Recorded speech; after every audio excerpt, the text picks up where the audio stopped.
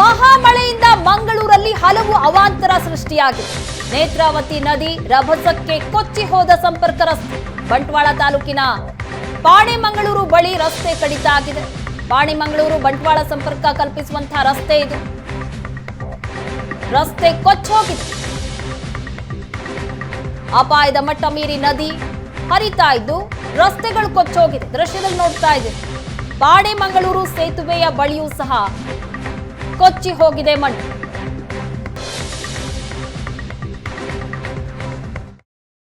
ಕರಾವಳಿಯಲ್ಲಿ ಮಳೆ ನಿಂತಿದೆ, ಆದರೆ ಅವಾಂತರಗಳು ಮಾತ್ರ ನಿಂತಿಲ್ಲ. ನೇತ್ರಾವತಿ ನದಿ ಇನ್ನೂ ಕೂಡ ಬಹಳ ಅಪಾಯದ ಮಟ್ಟದಲ್ಲಿ ಹರಿತಾ ಇರುವಂಥದ್ದು. ಅನೇಕ ಕಡೆಗಳಲ್ಲಿ ಇನ್ನೂ ಕೂಡ ನೀರಿನ ಪ್ರಮಾಣದಲ್ಲಿ ಇಳಿಕೆ ಆಗಿಲ್ಲ. ಅದರ ಜೊತೆಗೆ ನಿನ್ನೆ ಭಾರಿ ಪ್ರಮಾಣದಲ್ಲಿ ನೇತ್ರಾವತಿ ಅಬ್ಬರಿಸಿತ್ತು. ಅಪಾಯದ ಮಟ್ಟವನ್ನು ಮೀರಿ ಇಲ್ಲಿ ಪ್ರವಾಹದ ಭೀತಿಯನ್ನು ಎದುರಿಸಿತ್ತು. ಇದರಿಂದಾಗಿ ನೇತ್ರಾವತಿಯ ನದಿಯ ಪಕ್ಕದ ಒಂದು ರಸ್ತೆ ಏನಿದೆ, ಆ ರಸ್ತೆಗೆ ಕಂಪ್ಲೀಟ್ ಆಗಿ ಬಹಳ ದೊಡ್ಡ ಮಟ್ಟದ ಡ್ಯಾಮೇಜ್ ಆಗಿದೆ. ಅದರ ಜೊತೆಗೆ ಸುತ್ತಮುತ್ತ ಏನು ವಾಹನ ಸಂಚಾರ ಕೂಡ ಸ್ಥಗಿತಗೊಂಡಿರುವಂಥದ್ದು. ಆ ರಸ್ತೆ ಡ್ಯಾಮೇಜ್ ಆಗಿ ನಾನು ಮೊದಲಿಗೆ ನೇತ್ರಾವತಿಯ ಹರಿವನ್ನು ತೋರಿಸ್ತಾ ಇದ್ದೀನಿ. ಈಗಲೂ ಕೂಡ ನೇತ್ರಾವತಿಯ ಹರಿವು ಬಹಳ ದೊಡ್ಡ ಮಟ್ಟದ ಫ್ಲೋ ಇರುವಂಥದ್ದು. ಇದು ಪಾಣೆಮಂಗಳೂರು ಬ್ರಿಡ್ಜ್. ಪಾಣೆಮಂಗಳೂರಿನ ಬ್ರಿಡ್ಜ್ನ ಅಡಿಭಾಗದಲ್ಲಿ ನೇತ್ರಾವತಿ ಇಲ್ಲಿಂದ ಸಾಗಿ ಅದು ಸಮುದ್ರವನ್ನ ಸೇರುವಂತಹ ಪ್ರದೇಶ. ಇಲ್ಲಿ ಯಾವ ರೀತಿಯಾಗಿ ನೇತ್ರಾವತಿ ನದಿಯ ಫ್ಲೋ ಇದೆ ಅನ್ನುವಂಥದ್ದು ನೋಡಬಹುದು. ಇನ್ನು ಅದರ ಅಡಿಭಾಗದಲ್ಲಿ ಒಂದು ರಸ್ತೆ ಇರುವಂಥದ್ದು. ಆ ರಸ್ತೆ ಅಂದ್ರೆ ನಿನ್ನೆ ಭಾರಿ ಪ್ರಮಾಣದಲ್ಲಿ ಇಲ್ಲಿ ಡೇಂಜರ್ ಲೆವೆಲ್ ಅನ್ನ ದಾಟಿ ಒಂದು ನದಿ ಹರಿದಂಥ ಸಂದರ್ಭದಲ್ಲಿ ಅದರಿಂದ ನೇತ್ರಾವತಿ ಉಕ್ಕಿ ಹರಿದು ಅದರ ಪಕ್ಕದಲ್ಲಿರುವಂತಹ ರಸ್ತೆ, ಆ ಪಾಣೆಮಂಗಳೂರು ಆ ಭಾಗದಿಂದ ಒಳಭಾಗದಿಂದ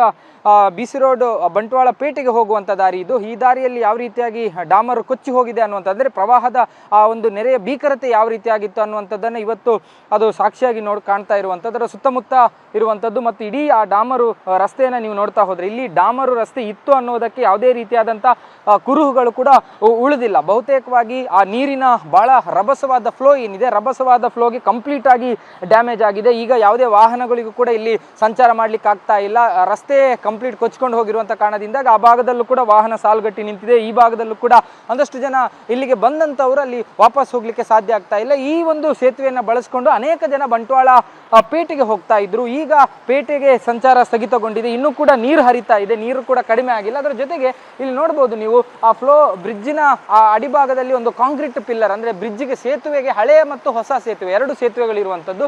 ಆ ಎರಡು ಸೇತುವೆಗಳಿಗೆ ಕೂಡ ಅಡಿಭಾಗದಲ್ಲಿ ಒಂದು ಏನು ಹಾಕಿರುವಂತಹ ಪಿಲ್ಲರ್ಗಳನ್ನ, ಹಳೆಯ ಸೇತುವೆಯ ಪಿಲ್ಲರ್ ಕೂಡ ಡ್ಯಾಮೇಜ್ ಆಗಿದೆ. ಯಾಕಂದ್ರೆ ಅಲ್ಲಿ ಅಡಿಭಾಗದ ಮಣ್ಣು ಸವೆತ ಆಗಿರುವಂಥದ್ದು, ಅದರ ಜೊತೆಗೆ ಅದರ ಸುತ್ತ ಇದ್ದಂತಹ ಡಾಮರು ಸವೆತ ಆಗಿರುವಂಥದ್ದು, ಅಲ್ಲಿದ್ದಂತಹ ಒಂದಷ್ಟು ವಸ್ತುಗಳಿಗೂ ಕೂಡ ಡ್ಯಾಮೇಜ್ ಆಗಿದೆ. ಸದ್ಯಕ್ಕೆ ಇಲ್ಲಿ ವಾಹನ ಸಂಚಾರ ಸಾಧ್ಯ ಆಗೋದಿಲ್ಲ. ಯಾಕಂದ್ರೆ ಇನ್ನು ಇಲ್ಲಿ ಕಂಪ್ಲೀಟ್ ಆಗಿ ನೀರು ಇಳಿದ ಮೇಲೆ ಇಲ್ಲಿನ ರಸ್ತೆಯನ್ನ ಒಂದಷ್ಟು ದುರಸ್ತಿ ಮಾಡಬೇಕಾದಂಥ ಕೆಲಸಗಳಾಗಬೇಕಾದ್ರೆ ನೀರು ಮತ್ತೆ ಯಾವುದೇ ಕ್ಷಣದಲ್ಲೂ ಕೂಡ ಏರಿಕೆ ಆಗಬಹುದು. ಹಾಗಾಗಿ ಒಂದಷ್ಟು ದಿನಗಳ ಕಾಲ ಒಂದಷ್ಟು ಸಮಯಗಳ ಕಾಲ ಇಲ್ಲಿ ಯಾವುದೇ ರೀತಿಯಾಗಿ ಈ ರೀತಿಯ ಕಾರ್ಯಗಳನ್ನು ಮಾಡಲಿಕ್ಕೆ ಸಾಧ್ಯ ಆಗುವುದಿಲ್ಲ. ಹಾಗಾಗಿ ಈಗ ಸುತ್ತಿ ಬಳಸಿಕೊಂಡು ಬಂಟ್ವಾಳ ನಗರಕ್ಕೆ, ಅಂದರೆ ಈ ಪಾಣೆಮಂಗಳೂರು ಭಾಗದಿಂದ ಹೋಗುವಂತಹ ಪ್ರಯಾಣಿಕರೇನಿದ್ದಾರೆ, ಆ ಒಂದು ವಾಹನ ಚಾಲಕರೇನಿದ್ದಾರೆ, ಅವರು ಸುತ್ತಿ ಬಳಸಿಕೊಂಡೇ ಈ ರಸ್ತೆಯನ್ನ ಬಿಟ್ಟು ಬೇರೆ ರಸ್ತೆಯ ಮೂಲಕ ಅವರು ಹೋಗಬೇಕಾದಂಥ ಪರಿಸ್ಥಿತಿ ಇದೆ. ಒಟ್ಟು ಇದು ನೇತ್ರಾವತಿ ಉಕ್ಕಿ ಹರಿದಂಥ ಪರಿಣಾಮ ಈ ಭಾಗದಲ್ಲಿ ಆಗಿರುವಂತಹ ಅನಾಹುತಗಳಿಗೆ ಮತ್ತೊಂದು ಉದಾಹರಣೆ. ಅಂದರೆ ಎಷ್ಟು ಪ್ರಖರತೆ, ಎಷ್ಟು ಭೀಕರತೆ, ಎಷ್ಟು ಫೋರ್ಸೆಬಲ್ ವಾಟರ್ ಫ್ಲೋ ಆಗಿದೆ ಅನ್ನೋದಕ್ಕೆ ಇಡೀ ಡಾಮರ್ ರಸ್ತೆ ಕೊಚ್ಕೊಂಡು ಹೋಗಿರುವಂಥದ್ದೇ ಒಂದು ಸಾಕ್ಷಿ.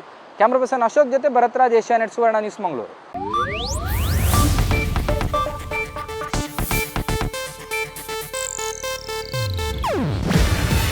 ಇದು ಏಷ್ಯಾನೆಟ್ ನ್ಯೂಸ್ ನೆಟ್ವರ್ಕ್ ಪ್ರಸ್ತುತಿ. ನೀವು ನೋಡ್ತಿದ್ದೀರಾ ಏಷ್ಯಾನೆಟ್ ಸುವರ್ಣ ನ್ಯೂಸ್.